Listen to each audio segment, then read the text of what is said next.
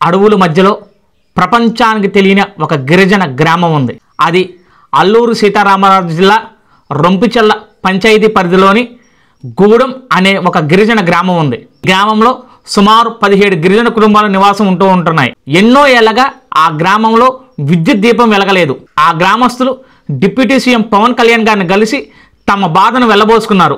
దీంతో వెంటనే స్పందించిన డిప్యూటీ సీఎం పవన్ కళ్యాణ్ గారు సుమారు 80 లక్షల రూపాయల వ్యయంతో 9.5 కిలోమీటర్ల మేర 217 విద్యుత్ స్తంభాలను ఏర్పాటు చేసి ఆ 17 గిరిజన కుటుంబాల్లో విద్యుత్ కాంతులు నింపారు.